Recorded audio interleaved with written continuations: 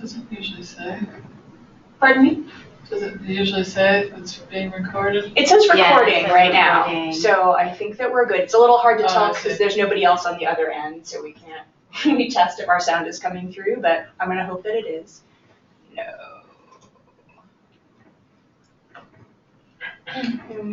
Maybe we'll give just another 2 minutes in case people are running a little late. I know it's been a hectic morning. How often do they meet under the tree?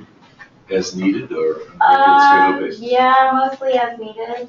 So they have. So it's an informal governmental structure. It is relatively informal. It's formal though in the sense that it's recognized by the Senate.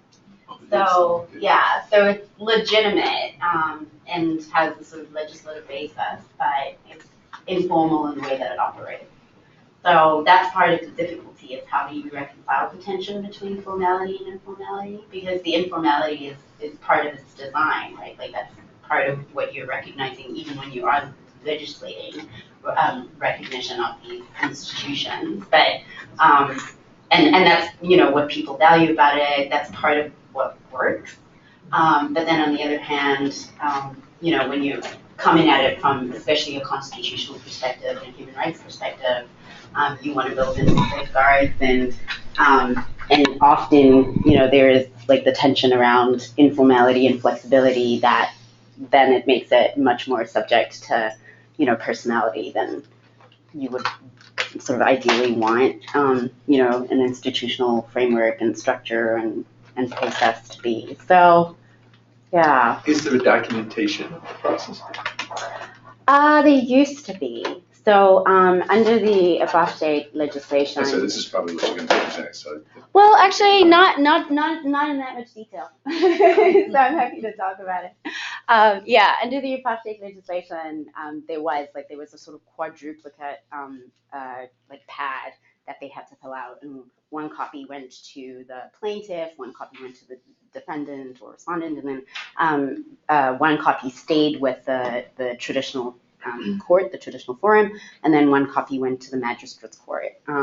And so when a bunch of the apostate legislation was repealed, that whole documentation process went with it, the repeals. And so now the process is just informal and there's no record. And so one of the tricks, one of the questions really, the challenges is if you are creating a system by which people can appeal from these indigenous forums to the state forums, magistrates court and above, how do you have an appeal when there's no record and there's no actual link between these two institutions and the processes? And so, it ends up being that when people are appealing to the state system, it's actually an original case. It's being heard as though it's a new case.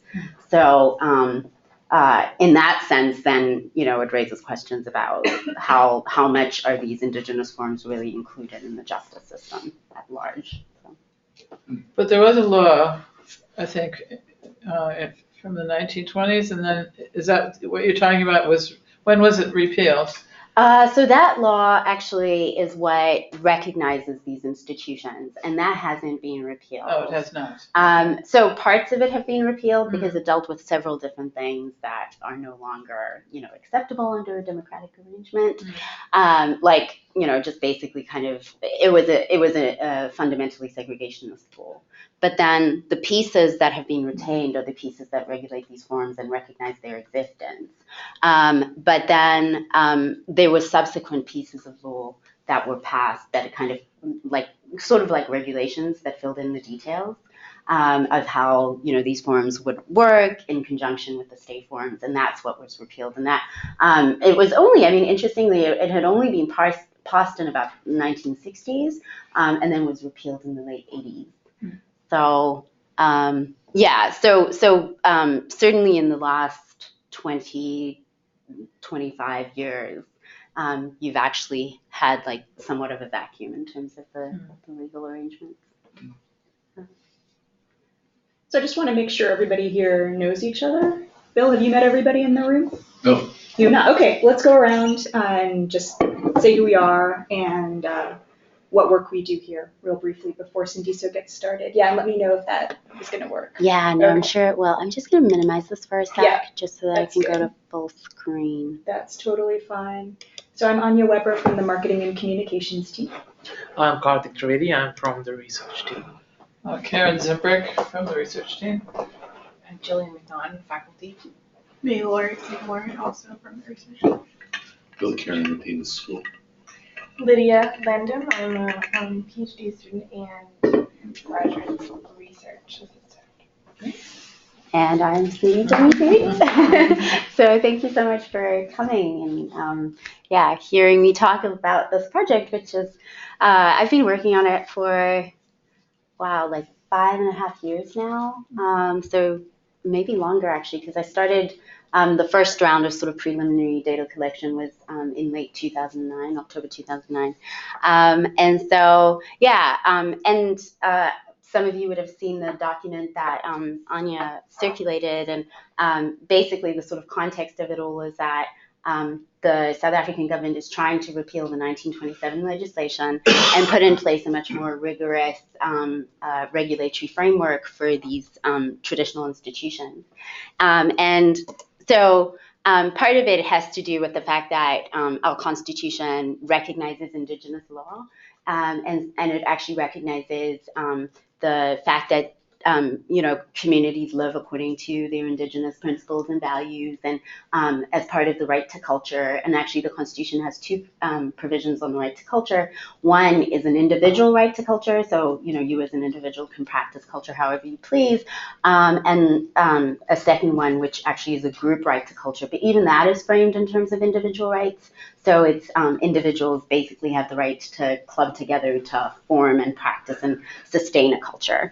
And so, of course, the Constitution provides a framework for people to have access to forums that are going to hear their cases.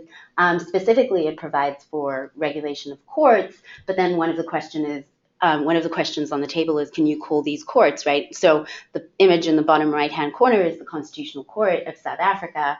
And then the image on the top left is the Justice Under a Tree, which happens on in rural areas around the country. And actually, interestingly enough, the Constitutional Court's motto and their logo is Justice Under a Tree. And you can see the sort of play on race in terms of black and white, everybody has justice under the same tree. And so that's one of the questions is, can you really say that the justice under a tree that you get under the Constitutional Court mandate is the same as the justice under a tree that you actually get in rural areas, in different parts of the country in these informal dispute resolution forums. And so I wanted to provide a little bit of context for where I collected my data. So the image on the left is that of South Africa, and KwaZulu-Natal is one of our 9 provinces on the sort of east coast of South Africa. As you can see, a lot of South Africa is coastal. Msinga is the star, and it's in a sort of it's sort of in the middle of the country, middle of the state of KwaZulu-Natal. But it's actually really, really arid land. So how people ended up there is largely because of above-state forced removals, and so people who had initially kind of inhabited land that was quite productive and very verdant, ended up on land that actually is not at all that. And so how that manifests ultimately is that a society that may have been quite agricultural is no longer able to sustain itself that way, and so very few people actually gain their livelihood from growing crops and what have you, growing their own food. But they still maintain livestock because that is their primary sort of source of wealth and primary asset that is valued within the community and within the culture. But certainly in recent times, livestock have just died at incredible rates because of perennial droughts. So with climate change, a place that already was actually not very fertile has become even less fertile, and so their livestock are not really able to be sustained. But anyway, you get a feel from these images of how traditional they are, relatively speaking, and how they live in very sort of dispersed arrangements in a quite remote part of the country. So wanted to give a little bit of context in terms of Msinga, like economically speaking. So I've already given a sense of just how the community is struggling economically, but this gives a sense in terms of, so if you look at the bottom left-hand image, the brown areas, of which Msinga is one, or part of one, have a poverty level of 72% or more. So in Msinga in particular, unemployment is at about 85%. And I mean, that's effective unemployment. Official unemployment rates are a bit lower, but effective unemployment is at about 85%. And the largest source of income is social grants from the government in the form of pension grants and child support grants. So a very poor area. And then the table at the top left shows Msinga as having very little in the form of services. So you see 0 to 10% kind of mostly across the line. So in terms of electricity, water, sanitation, refuse, 0 to 10% provision rate. And then because one of the things I'm interested in is dispute resolution of criminal conflict, you see on the right-hand side the statistics between 2003 and 2010 with respect to crime. And actually, you see that a lot of the crime in Msinga is interpersonal violence. And so an interesting or striking thing to look at is assault with the intent to inflict grievous bodily harm, which is actually one of the most frequent instances of crime. And then you see also burglary at residential premises being really high, and then stock theft, which links back to the idea that stock is a very significant asset in the community that people primarily value. And so in a sense, the kinds of crimes show themselves the fact that people are quite poor and sort of trying to, I guess, in a sense, sort of preying on others with respect to trying to develop more assets for themselves, but also the fact that actually interpersonal violence is actually quite prevalent in Msinga.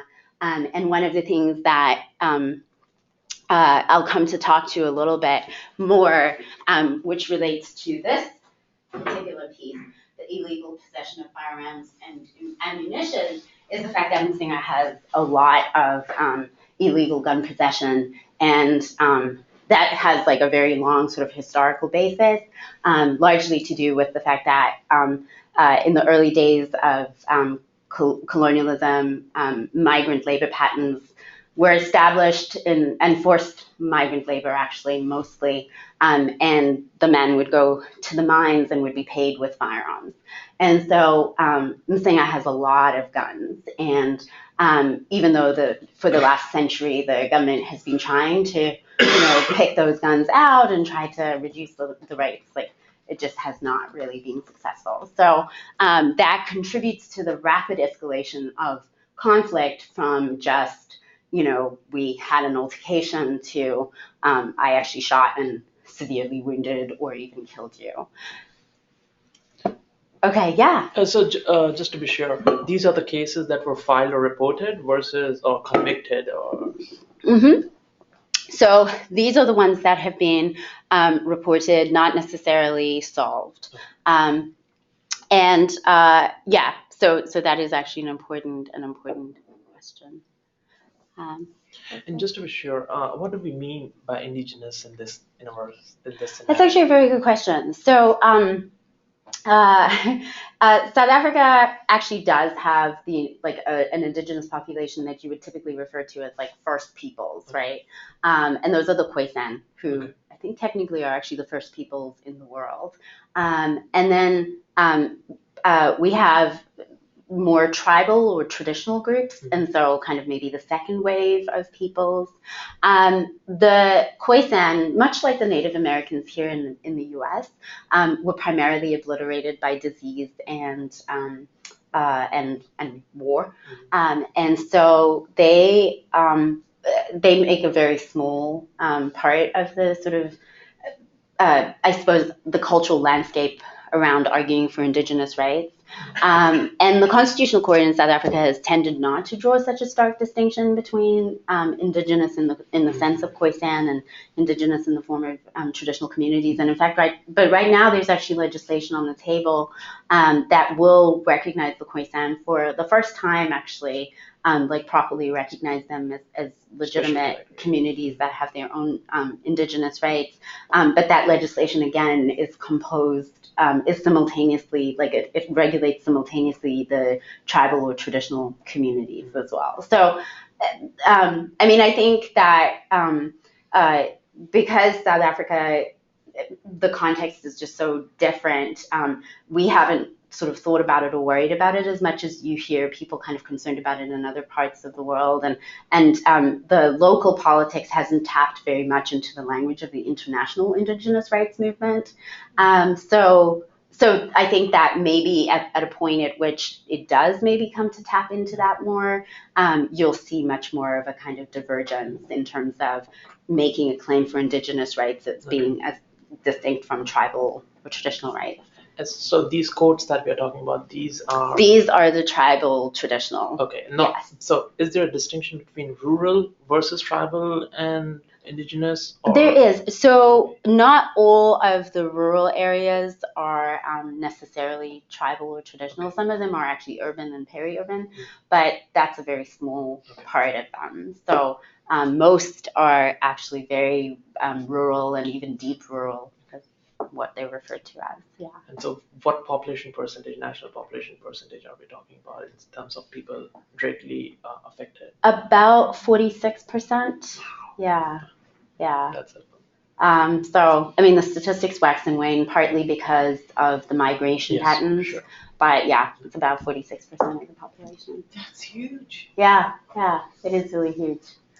I was expecting more, personally. Yeah, I mean, it's interesting, I suppose, because I mean, South Africa, maybe it's worth reminding that South Africa is sort of the America of Africa, in a sense. So predominantly and urban. So there's a lot of urbanization in South Africa, yeah. And increasingly so, because, so I could have shown you another map of South Africa, which shows you the economic activity on the map. And it's basically Cape Town in the southwest, East London and Port Elizabeth in sort of the southern corner, and then Durban in KwaZulu-Natal, and then Johannesburg, which is sort of in the middle of the country almost.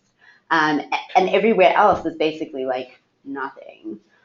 So when you think about it in terms of just how little economic activity there is outside of these major metropolises, you realize why it is that people would be moving. Yeah. And it looks like these reports are from the South African Police Service. They right? are. So this is the official national. Exactly. Okay. Yeah. So and so that's another thing is these may be underreported. Right. Yeah. Okay. Shall I move on? Yeah. Okay. So I mentioned the fact that the South African Constitution does recognize these indigenous forums. So there's a whole chapter, actually it's literally like half a page, dedicated to traditional leadership and to traditional institutions. And the most important piece is the fact that it provides for the fact that national legislation may provide for a role for traditional leadership as an institution at local level on matters affecting local communities.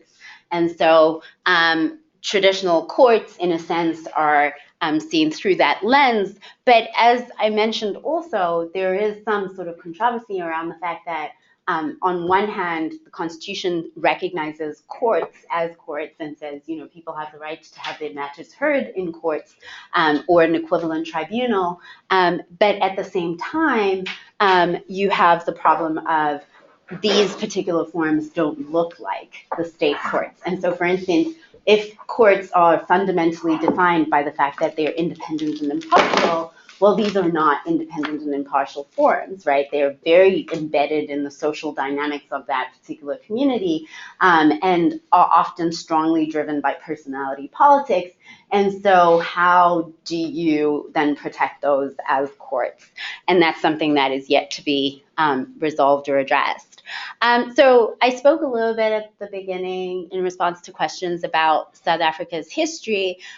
So one of the things that you see with this map, and I'm just going to like take a step back, is that basically these areas, these colored areas where indigenous traditional tribal communities live, are effectively the same areas where they lived under the apartheid government. And this map here is from 1986. And so they are effectively the reservations that the apartheid government placed people on. And just to give you a sense of the statistics, initially the reservations made up 6% of the land. And then in the 1950s, the government added more land. And so they make up 13% of the land. But as I mentioned, the population is about 46% of the population that is there. And that's only within the last sort of 20 years, because before then, you had more people bound to these areas because the apartheid government tried to dissuade migration and, it tried to dissuade urbanization and compelled women to stay in these rural areas and called them homelands, and then said men had to travel to the cities and to the mines and farms to work. And so, I mean, there's a whole other discussion about, the breakdown of the traditional family within these communities by virtue of the fact that men would go to the towns for 2 years or lengthy periods of time and be apart from their families, and so would start relationships with new people in the cities and that sort of thing. And so you have all of these families that have been significantly disrupted by the migration patterns that were imposed by the government.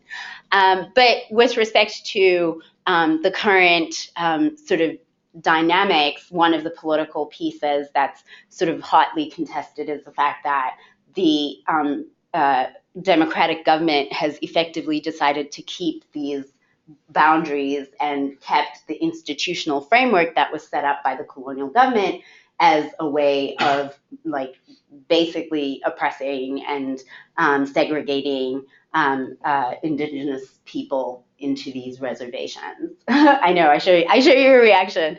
It's pretty appalling. And that's actually what the Deputy Chief Justice of the Constitutional Court said, right? It's simply incredible. So there's no talk about land redistribution? So there is talk about land redistribution, but only 3% of the land has actually been redistributed to this point. So because the government's locked itself into a willing buyer, willing seller arrangement. And so, they're not going to expropriate unless the person who they're trying to expropriate from agrees and will accept the price. And so that creates, the government has basically spent most of its money, but has not been able to actually buy enough land to get people back onto their land that they were dispossessed of in the early days. Yeah. So it's a pretty appalling arrangement. But looping back, I guess, to disputes, within the context of the apartheid arrangements and the sort of segregation and reservations and what have you, and there's a lot of scholarship that talks about how in contests for government powers or governance powers, dispute resolution actually becomes a really significant platform for having those fights. And so you actually saw that between the indigenous forums trying to, resolve local disputes, but being so conservative, partly because of the policies that were imposed by the government, but partly because they were trying to also kind of maintain control and their own power. And so then people would react negatively to that and maybe go to the state courts. And so one of the things you find often actually in various colonial areas or places is that women and youths who are the ones who are most likely to be oppressed by the institutions, which are predominantly patriarchal and controlled by men, will then go to the state courts to try and get some sort of reprieve. And so that's one of the schisms as well, is now that sort of influences the politics of today with respect to the extent to which the Indigenous forums and the state courts are able to cooperate, because they're still locked into this mentality of we are competing rather than we are actually collaborating to try and give people the best access to justice possible. So, yeah. Is there a kind of a subliminal power structure within Indigenous communities? Yes. So this is basically the arrangement. So what you have is, so you have the family, which is a very important institution. It's a core institution. And typically because these communities are built largely on marriage, so you have like the single family, and that has a council which is led by a patriarch that will often have some very strong women sort of involved in that. So that single family will be a really important, and we're talking extended family, like that's a really important institution. And in the context of a dispute, it'll come to that family council most immediately. So the example I use typically with respect to family disputes is, let's say my husband is beating me, then I will initially take the issue to my family and say, my husband's beating me, can you help intervene or whatever? And they'll be like, okay, well, here's the advice we can give you, et cetera, et cetera. And if that doesn't work, then we go to his family. And so we form the dual family council. So his family and my family will come together and we'll say, we'll hear the matter, with both of us together and basically try and resolve it. And if they're not able to, the next primary sort of structure is the policeman who's the sort of assistant or deputy of the headman. And the primary institutions are the headman and the chief's level. And so you see that most of the disputes will end up going to the headman and his council anyway. But many disputes will go through the headman's policeman, and that's partly to do, again, with the personality politics. If the headman's policeman is actually like a really strong figure and he's respected by that particular community, like that sub-ward, area, then they, will play a much more active role. But if they're not, then people will typically just kind of circumvent them and go to the headman. But the family council disputes are different from, sort of neighborhood level disputes. So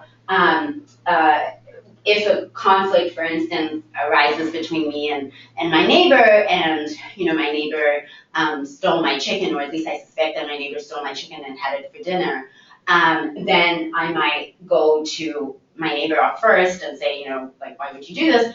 But then I would go to the neighborhood gathering, gather all the neighbors around us and say, will you help us sort of resolve this dispute?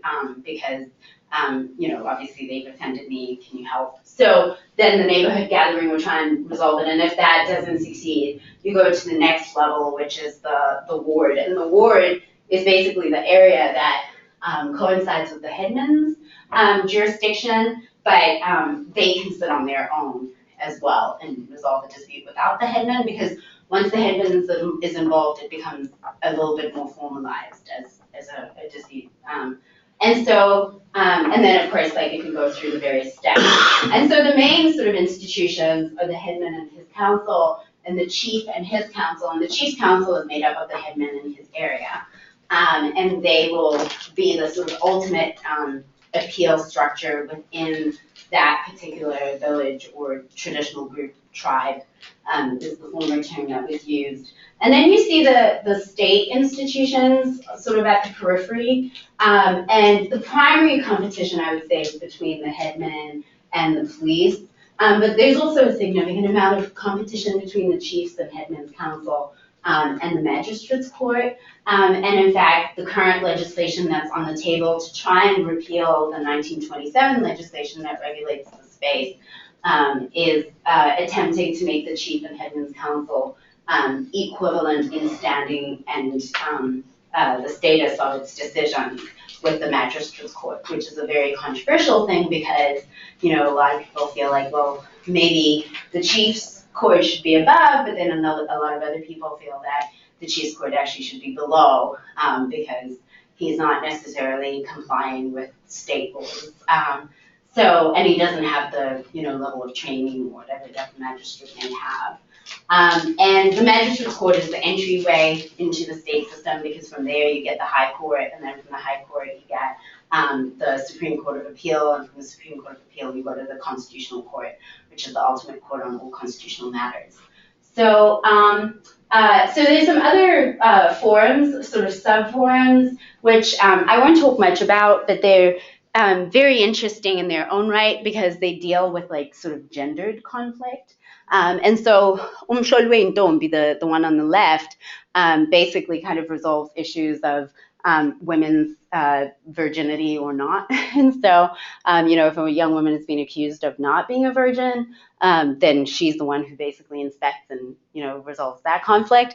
And then the one in the bottom right-hand system is basically the equivalent of the headman's policeman and the headman, but specifically dealing with conflicts between men.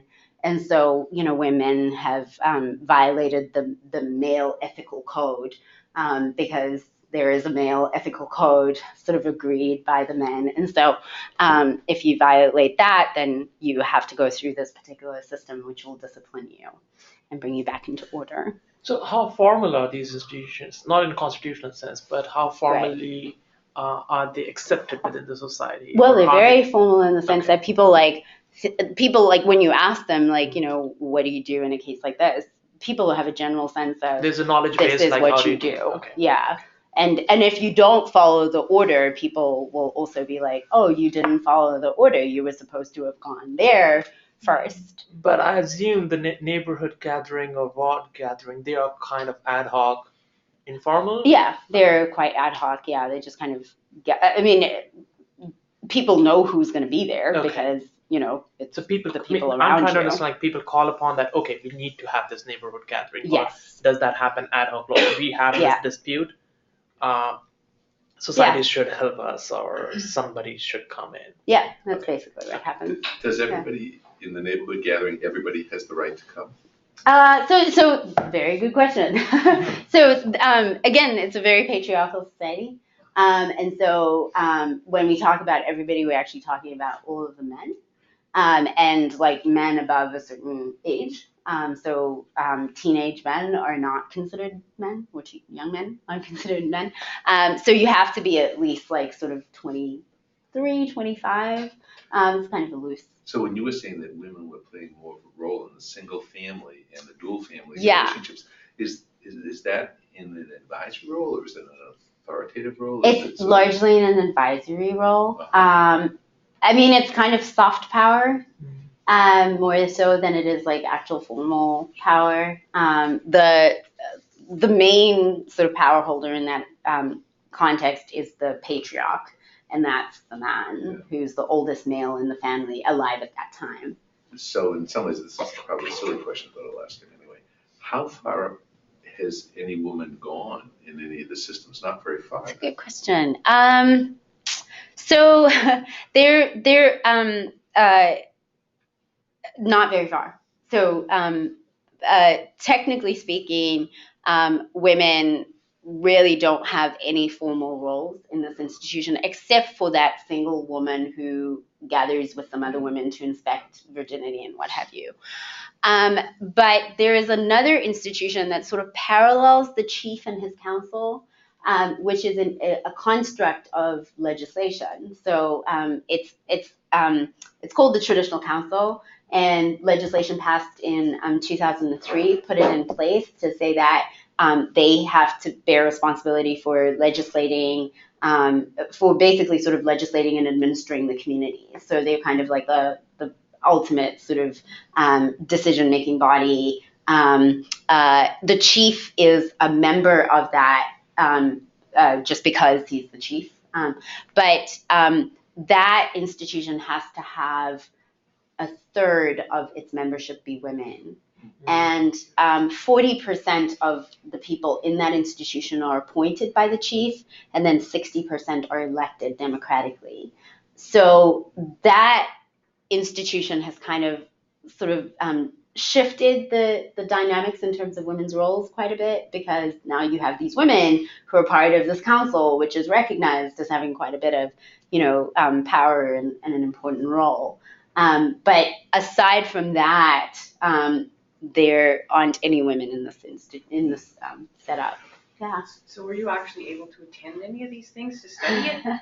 Yeah, so I was able to attend because women can attend to observe, and they can come and attend to give witness testimony, but they can't play sort of formal roles. But I must admit that a chunk of the data wasn't actually collected by me directly. It was collected by local high school graduates who I trained to collect the data. So they had a little bit more permission, I think, to be there than I would have had at times. And some of them were men. And so it was interesting because most of the data around, that men's piece comes from the guys. Yeah, because the girls could never go there. Yeah. Okay, so I don't even know what the time is. It's about 1:40. So you have about 10 minutes. Oh, okay. No, I should stop talking. You're good. I should stop talking. The point of this slide is just basically to say that one of the things that I grapple with in the book project is, what does justice actually mean? And so institutionally and in terms of process, you can see, justice can be adjudication, which is the sort of highest level of institutional process, and then you have sort of semi-institutional processes like arbitration and mediation and negotiation, and then you have self-help, where people maybe avoid the person who has wronged them, or they just decide to endure what they're experiencing, even though that is actually an offense of their rights. And then of course sometimes people can negotiate on their own behalf, and ultimately, it can lead to violence if people feel they have no other options.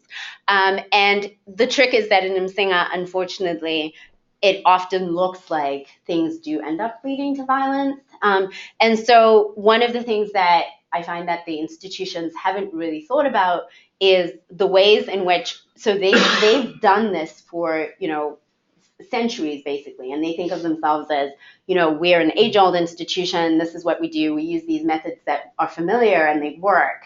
But the thing is that the methods that they use are actually very limited, especially because they ultimately kind of merge the categories of sort of arbitration or adjudication with mediation. And so, mediation is basically when you're the people opt into the process, and you, because they've given you the permission to resolve the dispute between them, try and help them come to consensus.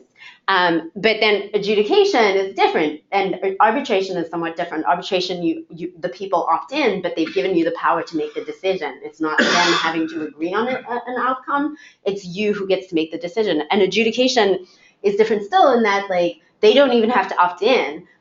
You just have the power because the institute, because of your institution has that power. And so because they merge these different ways of resolving disputes, you actually find that they often just tell people, this is what you're going to do. But people are actually expecting more of a mediation. And in fact, given the social and legal morass, what is needed in the context is more mediation. And so it seems that there's just a mismatch in terms of, what the goals are and what are the strategies and techniques that are being used. So that's one level of problem. And so what you find is that even when they're resolving the disputes won't terminate there. They'll often end up going to an outside forum, and that outside forum is very often violence, which is obviously not what you want. You want the dispute resolution in that forum to be what ultimately concludes and resolves the problems. And a large part of the the fact of, what I'm describing in terms of the problems institutionally and the limitations of the powers of the institution actually have to do with the social context. Severe poverty and unemployment, high rates of alcohol abuse, high rates of interpersonal violence, wide availability of firearms, and geographic isolation, so that the police actually don't play a significant role and can't really be relied upon to provide the kinds of supports and services that are necessary. And then, of course, systemically, you see how these institutions don't have very much in the form of resources, and there also isn't very much cooperation between the state institutions and the traditional institutions, and there's a lack of clarity as to who has authority in what circumstances, et cetera. So there are all of these sort of systemic and institutional barriers, as well as these socioeconomic barriers, which is what leads me to making the argument that actually what we're talking about isn't just access to justice, but we're talking about the search for human security, and recognizing that we need to think about access to justice, especially within this context, as one that has a lot to do with socioeconomic, so social justice, not just sort of justice in the form of institutional access, where you can get disputes resolved for you. And this quote I like from Mahmoud Mamdani, because in a sense it comes back to the fact that the government's choice around preserving these boundaries from apartheid basically has just sort of entrenched the problems of the past. And so actually the state has maybe been deracialized, but it hasn't been democratized. And as a consequence, a lot of these problems around people's security are not able to be resolved, and the institutional transformation that's necessary to make that, to resolve these problems has not actually taken place. So I think that's it. So anyway, the conclusion then of my findings is basically that what is needed in terms of interventions is, yes, the institutions locally that are resolving these disputes need some sort of input and transformation around how they resolve disputes. And so, skills training and tools and resources to make sure that they actually deal with the mediation process better. But actually, more importantly, in many ways, is the fact that you need some real systemic change around the collaborative governance model that South Africa has adopted or preserved from the apartheid era, and put in place something that actually is going to be more, suitable to the circumstances.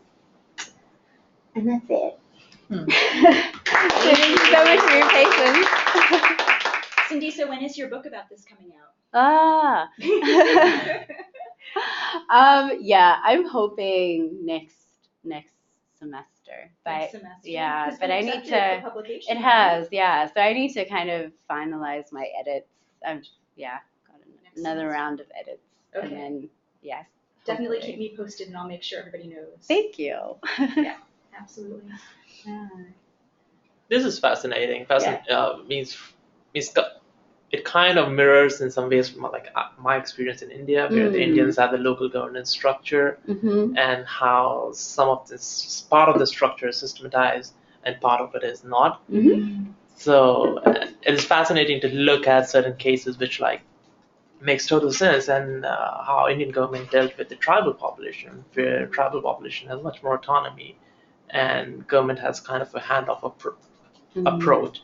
And what that does is what you talked about initially, that the indigenous rights that never come into the top level, because the relationship with tribal authorities and the government is just that of resource, because most often or not, tribal lands are resource intensive. They have resources, so it's just a resource relationship.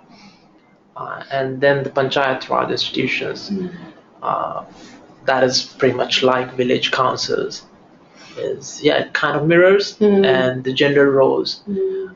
What I would like to know about, and that again comes from my experience, is that in Indian scenario, there is this, again, a further subliminal power structure based on caste. And so the village elders, who would be kind of, heading the village council, would be doing so historically. So within one community. So there are sub-communities within one area. Mm-hmm. So if we're talking about a village, then there are 5 communities, and 2 communities have been historically been part of that village council. So that put 3 communities at a historical disadvantage. And correspondingly, there is a political leverage as well. So that connects with the democratic structure. So is there anything like that which is happening in the indigenous communities that you're talking about? So there isn't a caste system, but it's definitely true that some are more equal than others. Yeah. Yes. Yeah, and that has huge political implications because so one of the things in South Africa right now is the fact that we're one of the most mineral-rich countries in the world, and in fact we have the largest supplies of platinum. Yeah. And ironically enough, of course, those platinum mines have largely been discovered in these rural areas. And so you can imagine, right? I mean, you can imagine what goes on there because people are trying to claim back their land. There are these traditional authorities, some of whom actually weren't even legitimate under, pre-colonial arrangements, but actually were put in place by the apartheid government because these were leaders who would cooperate with it. And so you have all of these people who are vying for position and vying for political power. And once you have economic power, it's not that difficult to parlay that into political power, especially in the country that has less developed political institutions or democratic institutions and safeguards. And so that is definitely a factor in South Africa. And so what you're seeing actually is that a lot of ordinary rural people are getting left out of these, sort of elite partnerships and arrangements. And, some people are getting removed just because it's like, well, we, Anglo-American has discovered such and such mineral on your land and your traditional leader has signed. So you now have to move, right? And so you're seeing a lot of people get sort of redispossessed because of the fact of these political and economic sort of partnerships and arrangements. And the one thing I wanted to pick up on, which you mentioned earlier, is the fact that actually, there is also political and economic motive behind the government's decision to be hands-off about these areas, right? It's the fact that they're like, firstly, it's too expensive to invest in all of the rural areas, especially these far off remote rural areas. If people want services, they should come to the cities, right? And so we're just not even really going to bother with them. But apart from that, there's also the idea that, well, we have all of these institutions already there. So why don't we just leave them to take care of these sort of marginal outcasts, right? And we'll take care of all of those people who are in the areas that actually have power and means. And so that's another piece of why I like Mamdani's, claim, because he makes this claim about citizen versus subject. And he says, the people in the urban areas are the citizens and the people in the rural areas are the subjects, right? Subject to these sort of traditional institutions to whom government just kind of sells off the responsibility for providing them with services or any kinds of protection. I think the concept is kind of a very lazy idea of regional autonomy, that we are just granting you regional autonomy without actual powers. And then we can put it out that, okay, these regions, these tribal lands, or whatever we are talking about, are autonomous in some sense. They have legislative hold on their population, but in actuality, that doesn't lead to the amount of social good that you may want. No, it's true. I think the difficulty, though, in South Africa is that these institutions do actually have real power. Okay. They have a lot of power to suppress, and they have a lot of power to oppress the people who are their so-called subjects. And so part of the argument, in the work that I've been doing is around citizenship rights and the fact that, unlike in the U.S., where the claim of rural and indigenous communities has been for autonomy, where it's like, okay, we're going to maintain our reservation, we want to protect our lands, and we want to sort of govern ourselves here. In South Africa, the claim has been very different. It's been, we want our land, we want to be able to govern ourselves here, but we don't want to be insulated from the government at large. We fought for the right to be South Africans.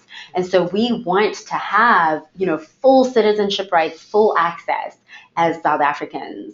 And so the fact that these institutions have as much control as they do, especially the chiefs, not so much the headmen. The headmen don't have very much power at all, but the chiefs have a lot of power, and they're able to control people's lives, who don't have any other like protections, basically. Are there term limits for chiefs?